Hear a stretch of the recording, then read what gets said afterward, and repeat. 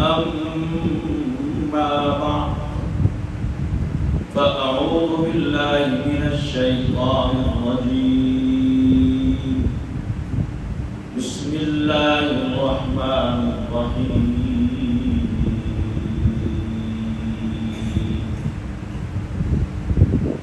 لقد كان لكم في رسول الله أسوة حسنة وقال النبي صلى الله تعالى عليه وسلم إن خير الهدي هدي محمد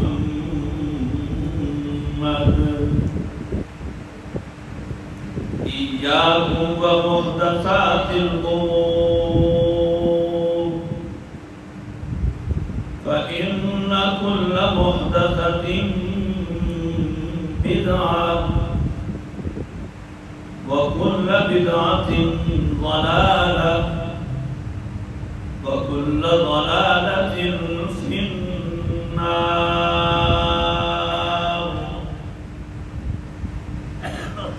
أو كما قال رسول الله صلى الله تعالى عليه وسلم صدق الله العظيم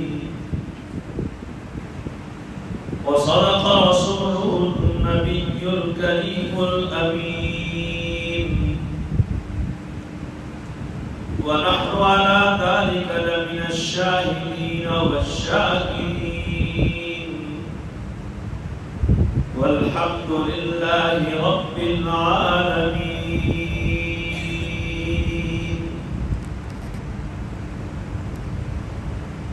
اللہ تعالیٰ نے اپنے نبی صلی اللہ علیہ وسلم کو انسانیت کی ہدایت کے لیے مبعوث فرمایا. آپ کی ولادت باسعادت مکہ مکرمہ میں ہوئی. 53 سال آپ نے اپنی حیات کے مبارکہ کے سرزمین مکہ میں گزارے. جب عمر مبارک 40 سال ہوئی تو اللہ تعالیٰ نے آپ کو وحی نبوت عطا فرمائی. شروع ہی سے آپ کی عادات، آپ کے طور اطوار مختلف تھے. آپ عام لوگوں جیسے نہیں تھے. بچپن میں آپ بچے ضرور تھے اور بچوں میں سے بچے ضرور تھے، لیکن آپ بچوں جیسے بچے نہیں. بچہ ہر چیز خود لینے کی کوشش کرتا ہے. اسے یہ تمیز نہیں ہوتی کہ میرا حق کتنا ہے اور میرے بھائی کا حق کتنا ہے. حضرت حلیمہ سعدیہ رضی اللہ تعالی عنہا نے دودھ متعین کر رکھا تھا، ایک جانب آپ کے لیے اور ایک آپ کے بھائی عبداللہ کے لیے. انہوں نے بارہا مرتبہ کوشش کی کہ آپ اپنے بھائی کا دودھ بھی پی لیں، لیکن کبھی آپ نے اپنے بھائی کا دودھ نہیں پیا.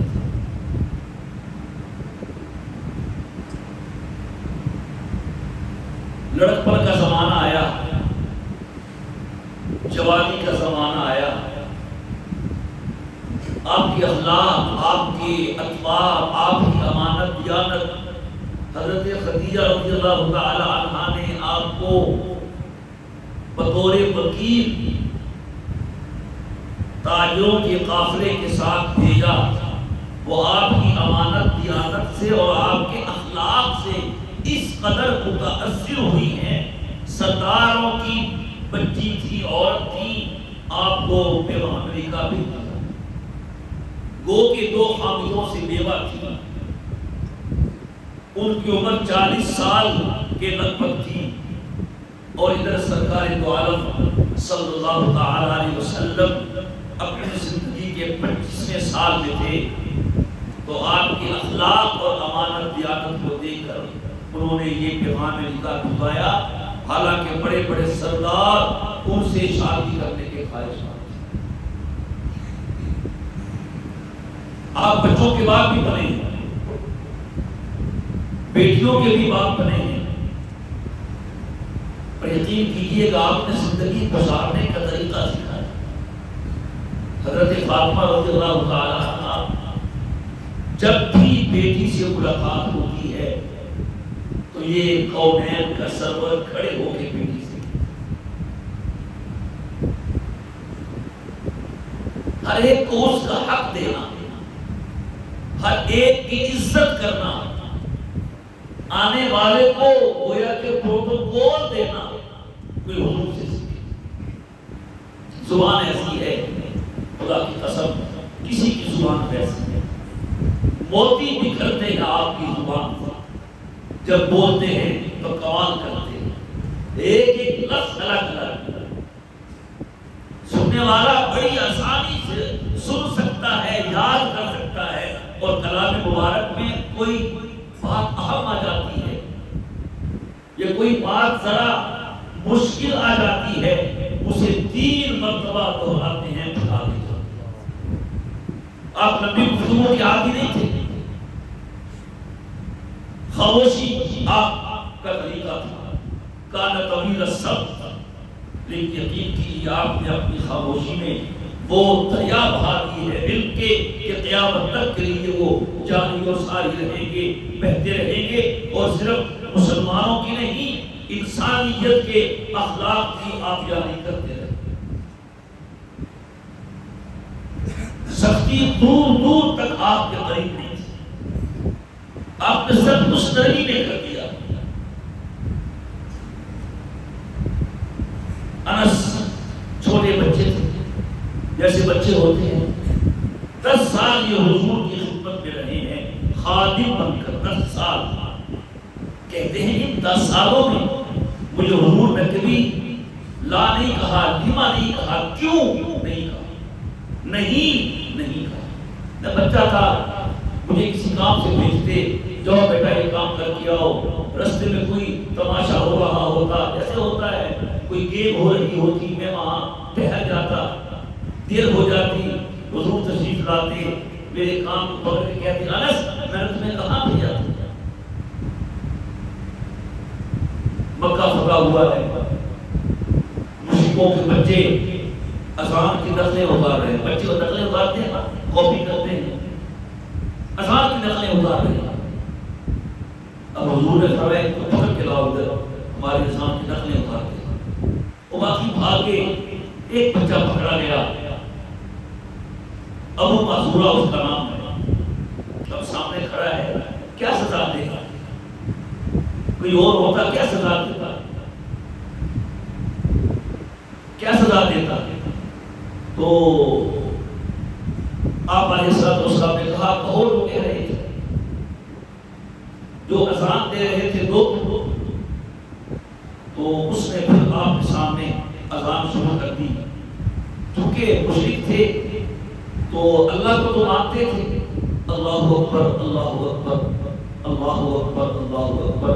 جب آگے توحید کا ذکر آیا ہے، اشہد ان لا الہ الا اللہ، اشہد ان لا الہ الا اللہ، توحید ہے، اللہ کے سوا کوئی معبود نہیں، تو یہ اس نے آہستہ سے کہا، حضور کی نبوت آہستہ سے کی۔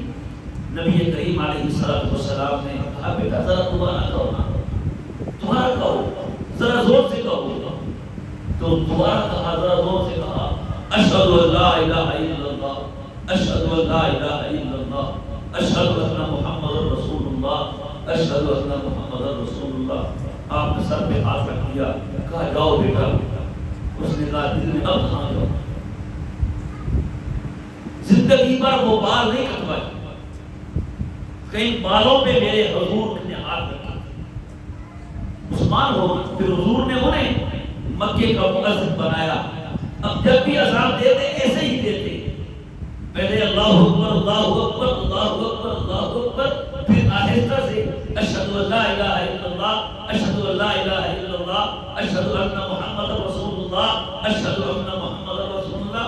پھر بلند آواز سے کہتے اشہد ان لا الہ الا اللہ، اشہد ان لا الہ الا اللہ، اشہد ان محمد رسول اللہ، اشہد ان محمد رسول اللہ. بلال کی اذان میں ایسا نہیں ہے، سعد قرش کی اذان میں ایسا نہیں ہے، عبداللہ ابن ام مکتوم کی اذان میں ایسا نہیں. ایک ابو محذورہ کی اذان میں ایسا ہے، وہ کہنے لگے نہ بال کٹواؤں گا نہ اذان کا طریقہ چھوڑوں گا، یہی تو چیز ہے جو میرے اسلام لانے کا ذریعہ بن گیا.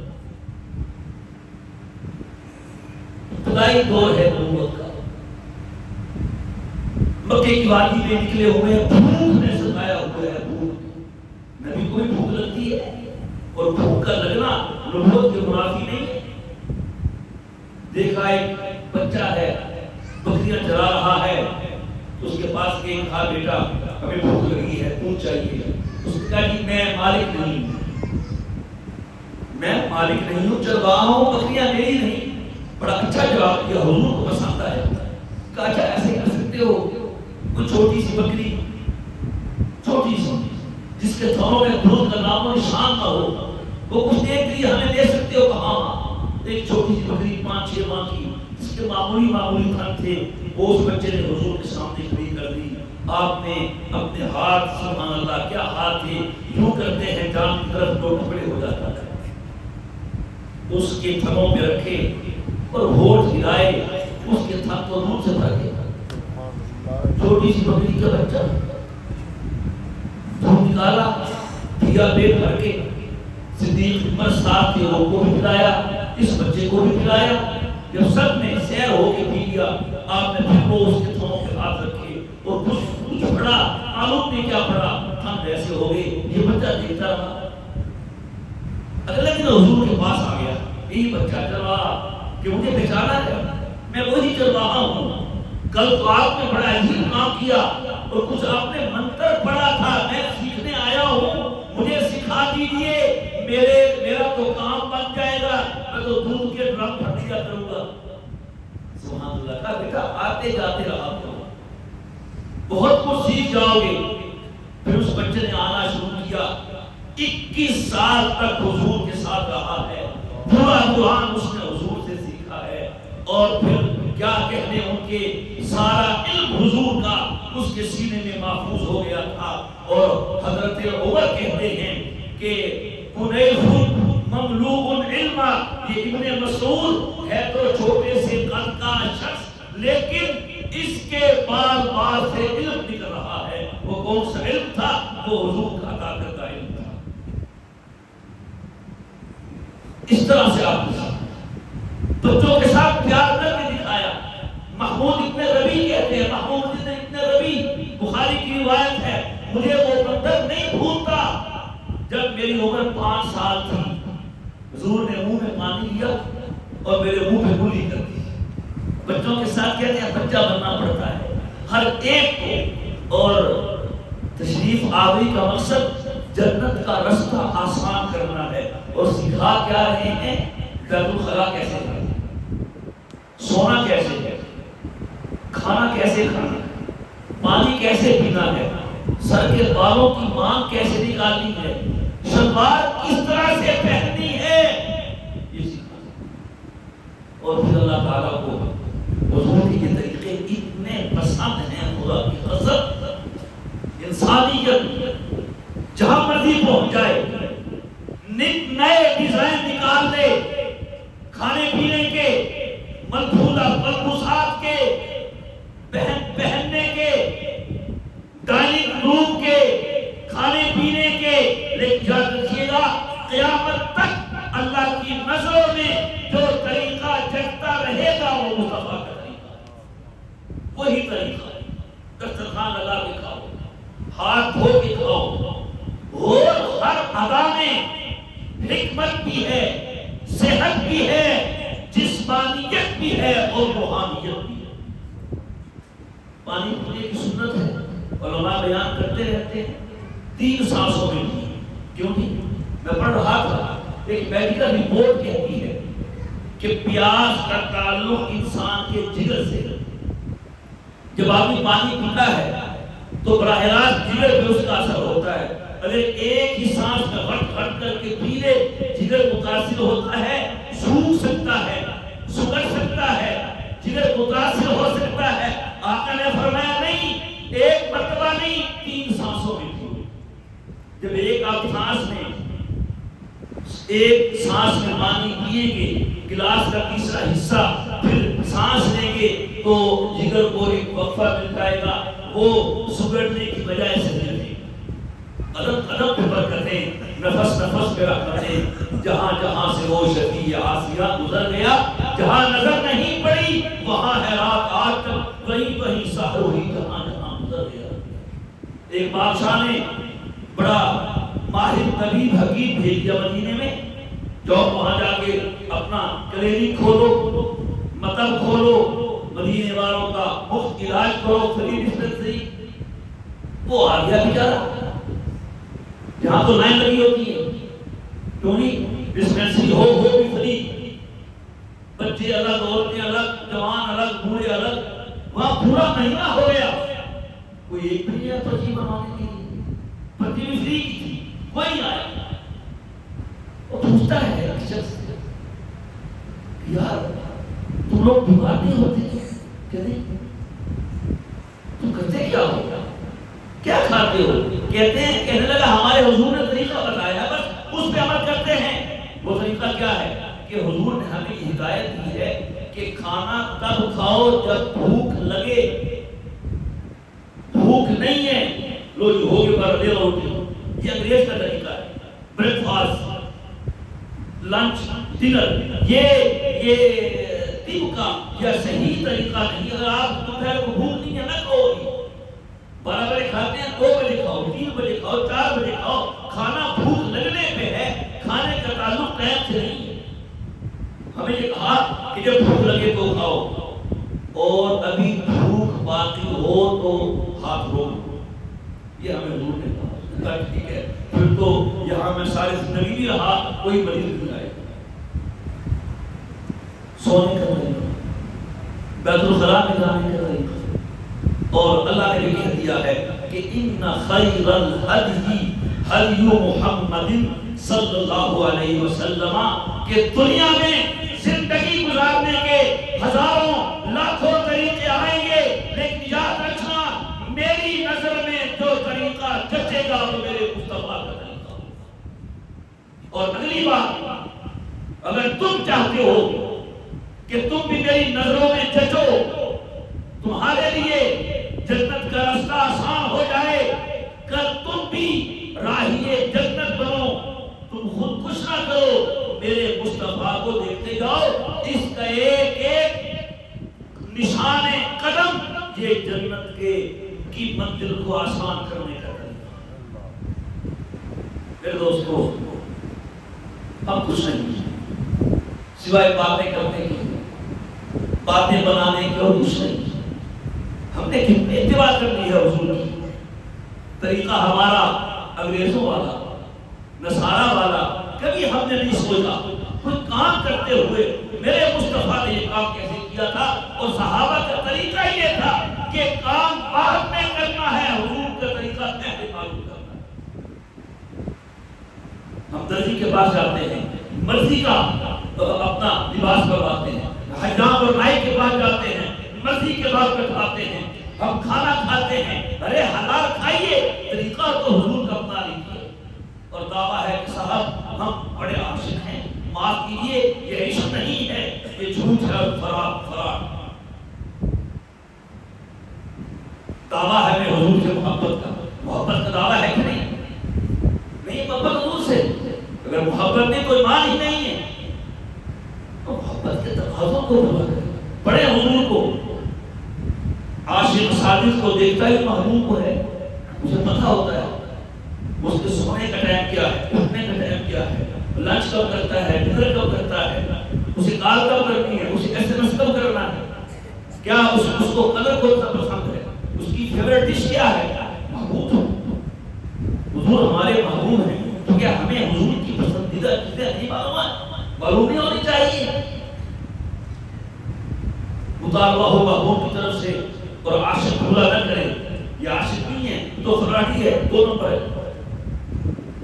اس لیے اگر ہم حضور سے محبت کا دعویٰ کر، اور یقین یہ ہے ہماری سب سے زیادہ محبت اللہ کے لیے اور اس کے رسول کے لیے ہے کہ نہیں ہے؟ ہاں، نماز اچھی، روزہ اچھا، حج اچھی، زکات اچھی، مگر میں باوجود اس کے مسلمان ہو نہیں سکتا۔ میں جب تک کٹ پڑوں میں خواجہ بطحا کی غربت پر خدا شاہد ہے قابل میرا ایمان ہو نہیں سکتا۔ اپنی جان کو حضور کی ناموس پہ قربان کرنے کا جذبہ لے کے لیے اپنے رہنے سہنے کے طریقے کو حضور کے طریقے کے مطابق حال کر دیے۔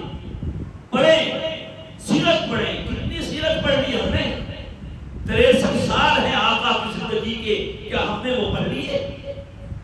اس واسطے میرے دوستو، سیرت النبی کا تقاضا یہ ہے، ربیع الاول کا پیغام یہ ہے، آپ کی ولادت باسعادت کا مقصد یہ ہے، اے مسلمان مصطفیٰ کو پڑھو، دیکھو وہ نمونہ ہے، وہ آئیڈیل ہے، وہ مثال ہے۔ رب نے تو کہہ کے بات ختم کر دی، ہم نے مثال دے دی ہے، ہم نے شخص بھیج دیا ہے، پر تم نے اس کو دیکھنا ہے اور اپنے آپ کو اس کے مطابق بنانا ہے۔ اللہ تعالیٰ ہمیں حضور سے سچی محبت عطا فرمائے، آپ کے طریقوں کو اپنانے کی توفیق عطا فرمائے، حضور کی سنتوں کو زندگی کا حصہ بنانے کی توفیق عطا فرمائے۔ اگر جنت میں جانے کا ارادہ ہو تمامی کا، گلے میں ڈال لو تو محمد کی غلامی کا۔ وآخر دعوانا ان الحمد للہ۔